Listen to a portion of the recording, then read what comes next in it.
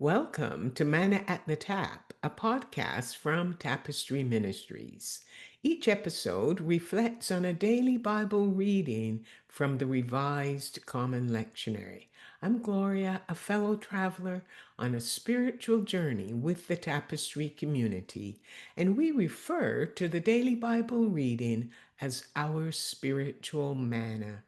It nourishes our souls, fostering spiritual growth as we share insights and interpretations that enrich our spiritual lives. Today is Thursday, August the 21st, 2025, in the 10th week after Pentecost in the season of ordinary time. This is a time for us to live an extraordinary disciplined life as we experience spiritual growth. The lectionary reading brings us back to the book of Hebrews in the New Testament. The author of the book is not named, but demonstrates an excellent knowledge and understanding of the Old Testament narratives.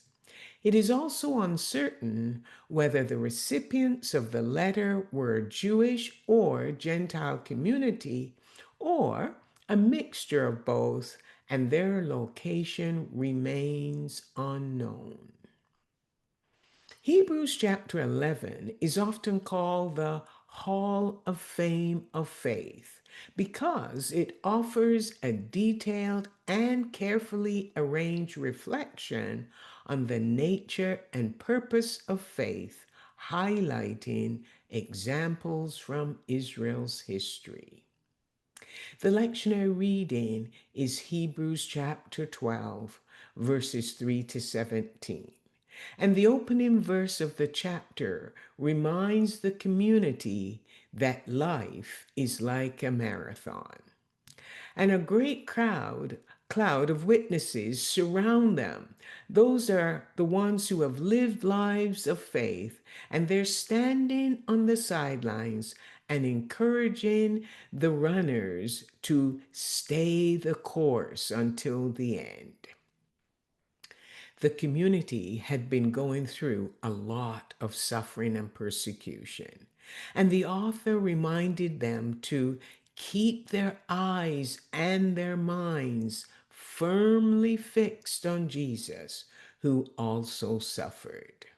This would give them the strength and the courage not to grow weary and lose heart.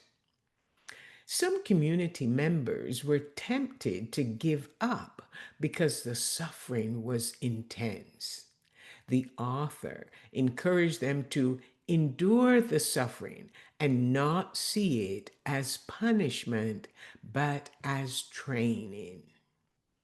The author reminded the community that they had earthly fathers who disciplined them as children, doing what seemed best for them.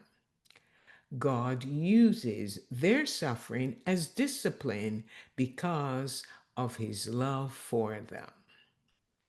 Discipline is painful and not enjoyable at the time, but ultimately it has a positive purpose.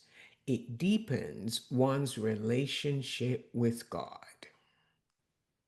We all suffer, and we have all encountered suffering to some extent in the world in which we live. When we suffer, did you hear?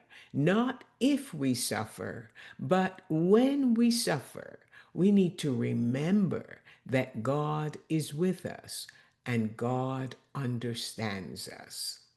Therefore, let us pursue peace with one another and with God, and make sure that no one is excluded from God's generosity.